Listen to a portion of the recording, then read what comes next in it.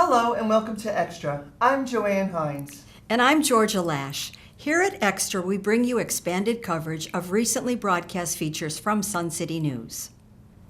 Here it is July, a month of celebrating freedom. And after a year, we're celebrating our first show mask-free. Well, we are feeling free to move forward. But in this month's show, we are going to recognize clubs and individuals who thrived in so many productive ways in a tough year. Georgia and I are both involved in the Greater Federation of Women's Clubs, known as the GFWC. Through the pandemic, we persisted with events, fundraisers, and club camaraderie. We were there for their year-end celebration. Phyllis, in your first year of presidency for GFWC, you had some challenges, but I know you're a positive person. So what are your highlights that you're going to bring with you to the second year? Well, let me just share that we did have a really difficult year with the pandemic. We called ourselves jokingly the Pandemic Parliament, and that's what we became. There's so many things that we did this year that we accomplished despite all the odds. If I had to name three, I have to begin with serving in September, our retrofitted game day, which raised $6,500 for Doors to Freedom. Secondly, I think I would have to name Mr. Books Nooks. Opened 3 book nooks throughout Ridgeland, Hardyville, and Port Royal in the Piggly Wiggly stores. Tons of books from our friends, family, and everyone. And thirdly, the St. Jude's Walk, which accrued $9,000 for St. Jude. And that, seriously, as big as they are, is the tip of the iceberg. Because Sharon, congratulations on being the South Carolina Volunteer of the Year. What contributed to you achieving this recognition? Well, you know, I wish I really knew. When you do a lot of volunteer work, you don't do it for the awards. You do it just because it's the thing to do. So I just go around living my life, and it just kind of happened. I don't think there would be anybody more surprised than me when they announced that. I had no idea I was even nominated, let alone appointed, and it's a real honor to have the Vice President of South Carolina come down today and present my award for the whole club. And I feel like it's kind of like bringing the trophy home to the team, you know? Well, you've been a great leader of our team. I know we've certainly been here with SCTV Thank to you. watch Yes. the achievements of GFWC this year, especially the St. Jude Walk. Oh, yeah. So again, congratulations. Enjoy every minute of this. Thank you. Will do. Victoria, you are so gracious to come in and share your Gullah culture with the women of GFWC today. When you speak to audiences, what is the key elements that you always want to make sure your audiences leave with about Gullah culture? Well, first of all, it's an immense pleasure, honor to be here with you all today. And what I want to really be able to impart on the attendees today is that the Gullah culture is beautiful, unique. It's around us, within our landscapes, within just everyday life. And I'd like to be able to educate people on how to notice those things. That would be beautiful. And my next question you've just led into is, where can we go in the Low Country to learn more about the Gullah experiences? There's several places. Right here in Bluffton, there are places. If you go down in the historic part of Bluffton, you'll see art galleries that depict the culture. There's an amazing artist that resides there by the name of Mary Ferris, who I will cover today in my presentation. And then also over in Hilton Head Island, you have the Coastal Discovery Museum that really, they have guest sweetgrass sowers that come there and do workshops and classes.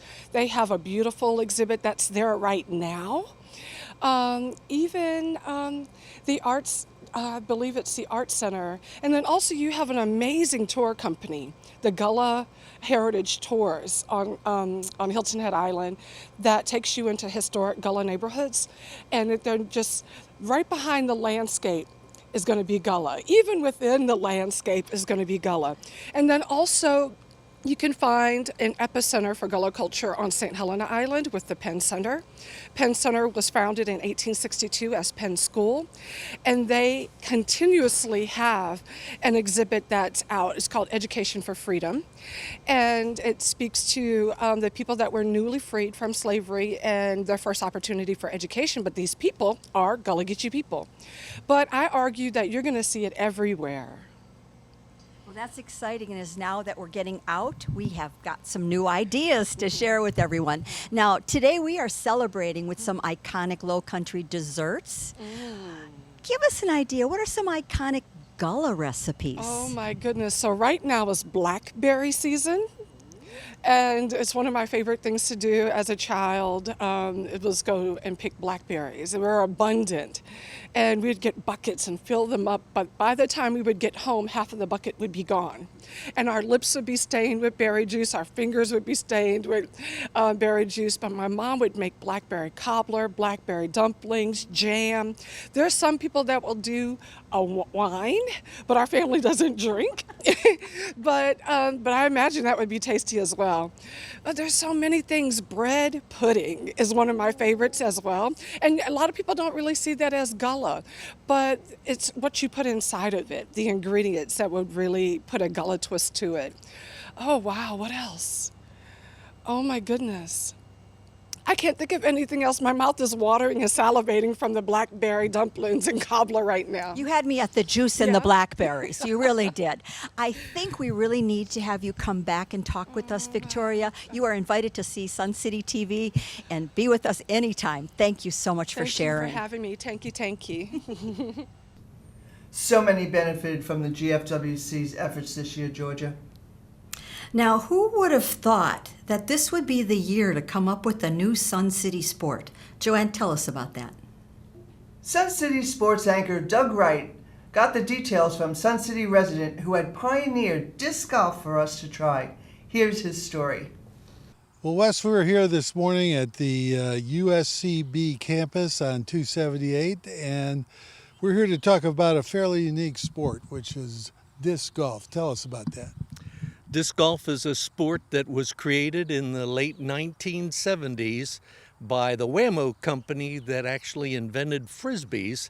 They asked one of their men, who was a salesman, to figure out something to do with these Frisbees besides just toss them.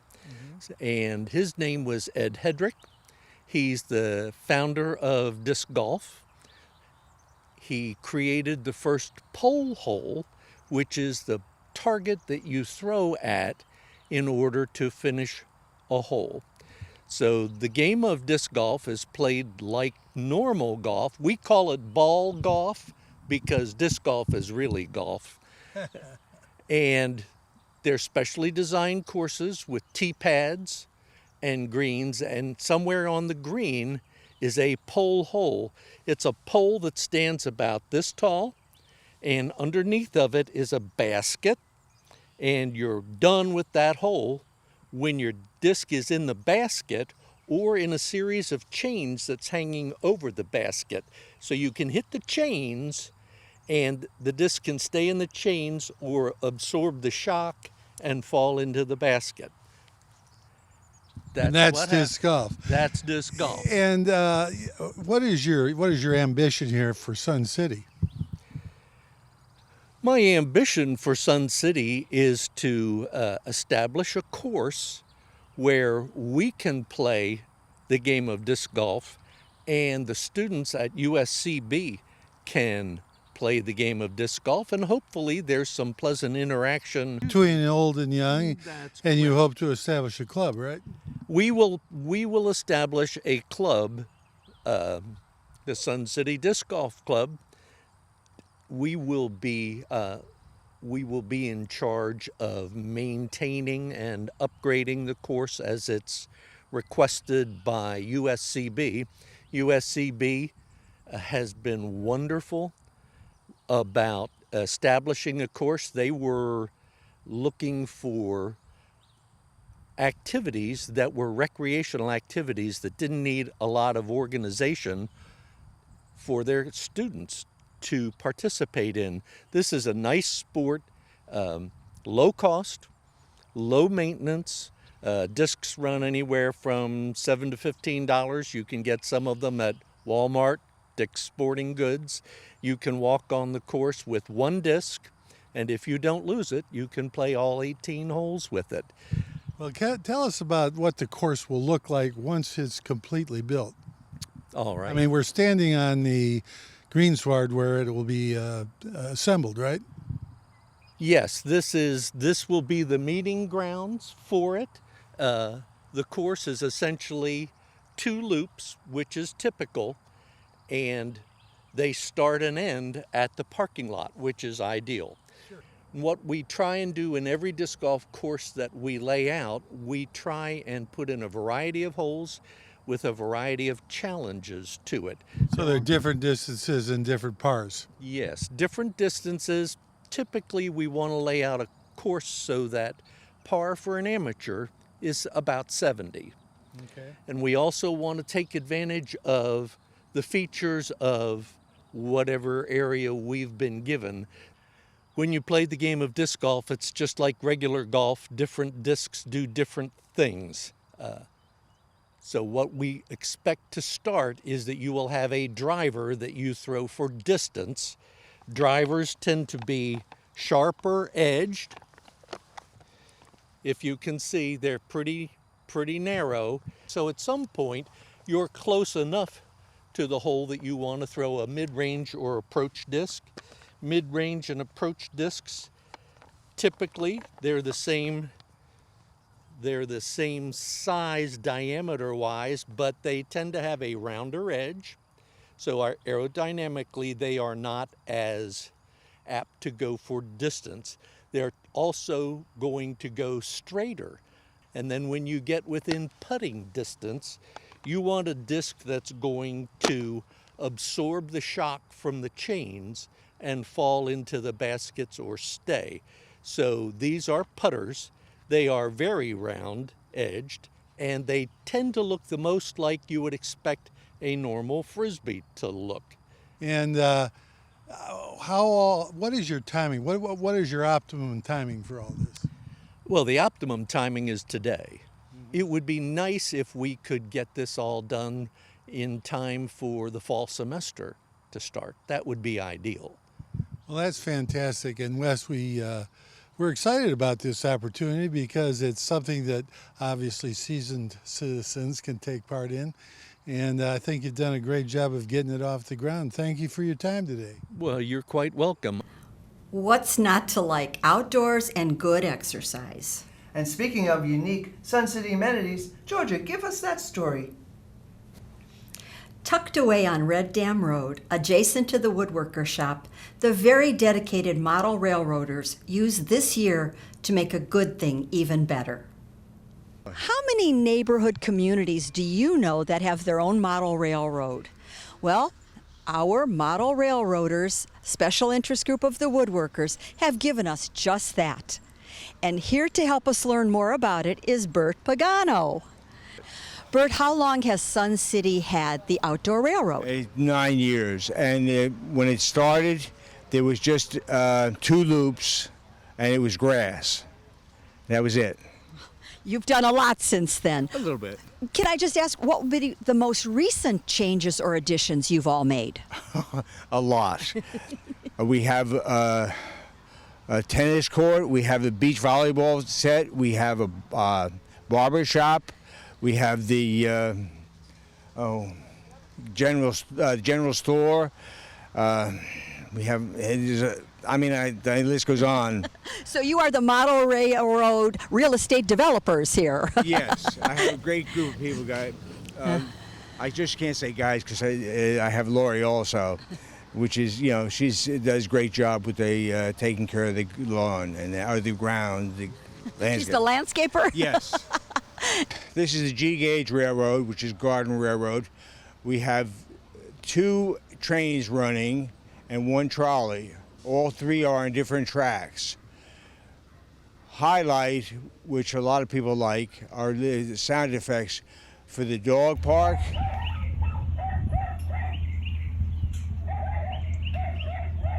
and the softball field, which is an announcer. There's something going now, and the crowd is loving it. It's the bottom of the 8th inning, and so far it's been... We have also the the cemetery, and for Halloween we have ghosts and sound effects. Okay, we also have just new addition, a soapbox derby. Even newer than that is a tennis court here, and we have over on the other side we have a beach volleyball set. Bert, so remind us, when can our residents come over and see the track in action? Okay, on Friday from 10 to noon, as long as it's not raining. And then holidays we do run more times. And I believe you put some signs up too, so that our visitors can come by. The Red Dam and the Boulevard. Well, I want to encourage all of you to come out and see this and get on board, because there is so much to see here. Thank you very much, Bert. You're welcome. Charlie, you have a world that you've created back here that maybe not all of us know about, and you're the president of the Model Railroaders SIG. Right. Of the woodworkers. So tell us about that. Well, the Model Railroading SIG has been around for a number of years, and it consists currently of about 40 members. And it has the outdoor layout that this program's been about, and as well as an HO indoor layout that is currently not open for visitors, but will be fairly soon. And as you mentioned, it's part of the woodworking model making guild. And you have to join the guild to be a member, but you don't have to go through all the training to get started. There's a basic safety training, and then you can join. Well, this is fascinating. You mentioned 40 people. Hardly seems enough to create all of this. How many hours would you project that maybe you all work on these things? And you're right, it isn't enough. We're always looking for new people with a range of skills. As I mentioned, there's the model making side of it, there's the electronic side of it, electrical side of it. There's a lot of different skills that could come into play if you're interested in that kind of thing. I would say each week out here, there's probably a good 20 hours that takes place out here, and then indoors, it's not as much right now because we're still sort of ramping up after COVID, but we're always looking for people who are interested in it. Charlie, how can someone contact you to get involved with the Model Railroaders? Well, they can contact us either through the front desk of the wood shop or through email or through the phone numbers listed in Sensations and other things. Well, this is fascinating. I applaud all of you. Thank you. Now that is an amenity guaranteed to make you smile. Let's finish up with another story featuring a new Sun City club who used this year to challenge us to be better citizens for our planet. It is nice to see something from start to finish. Believe it or not, our first experience with learning about the 4 R's Recycling Challenge was in November, sitting down with Freddie Hoffman. Today, we get to go through Sun City to find what the conclusion is and who are our winners. Eileen Schwartz, 4 R's Group Chair, awards Nick Roditis, Hidden Cypress Alternate Rep and 4 R's Challenge Captain, the certificate and banner for winning the top prize in the challenge. Nick was joined by Nancy Truman, 4 R's group member, and Hidden Cypress 4 R's Challenge team members, Priscilla Roditis, Joan Duff, and Pat Sicati. Georgia, I'm thrilled that Willowbrook, under the leadership of Captain Roy Powers, and you and all your neighbors won second place in the 4 R's Challenge. And how did you achieve that? You had a 19% increase in recycling overall between February and April. And I know that Roy and the whole team took a very low-key approach, and I wondered if you could tell us a little bit about how that worked. Well, it starts with adversity. You know, the original captain for our neighborhood, for conditions that he couldn't control, wasn't able to fulfill the challenge. And if you know our captain, our neighborhood rep, Roy Powers, you would know that he would step in and fill that little gap without bothering anyone else. And that's what he did. And the way Roy works best is that he goes to the source. He went to all the people that he could find that did not place their bins out and simply asked, what's the problem?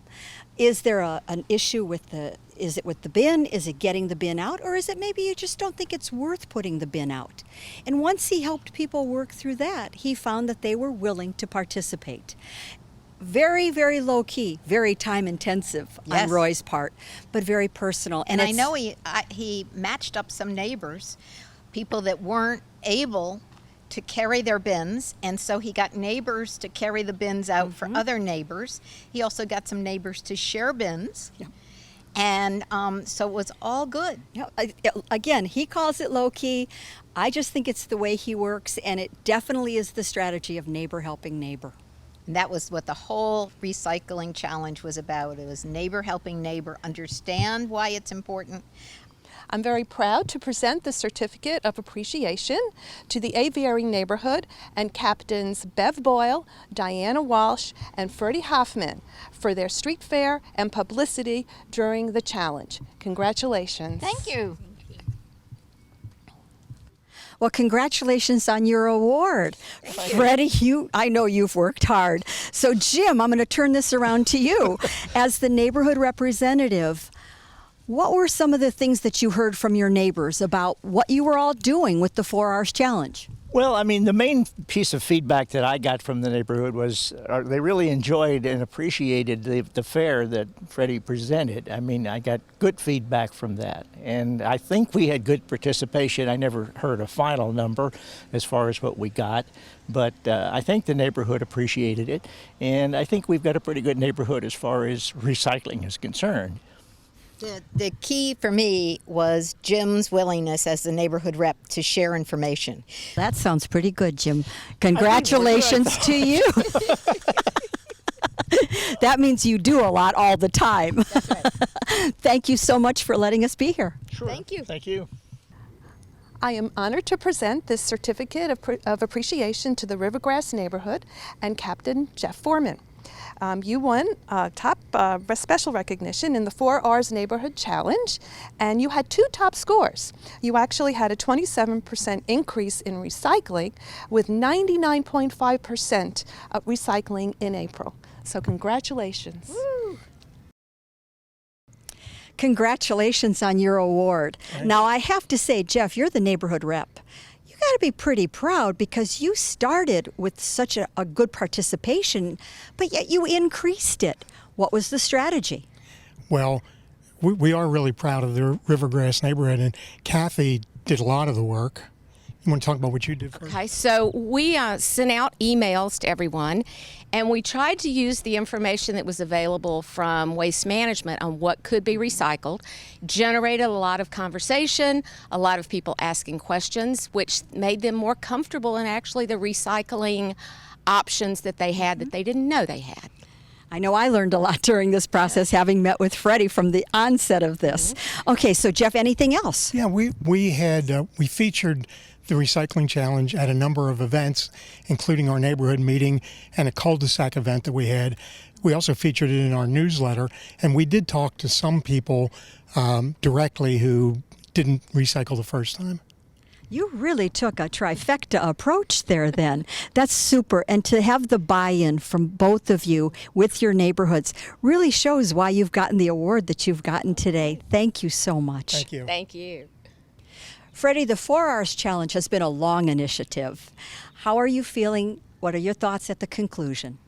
Well, we're thrilled that education, our number one goal, was to educate people so that they recycle, they don't believe those myths that everything goes in the trash, and that they recycle well. And we know that happened anecdotally and by data. We know that 7% increase in the neighborhoods that participated, the 13 neighborhoods that participated, we had a 7% increase overall.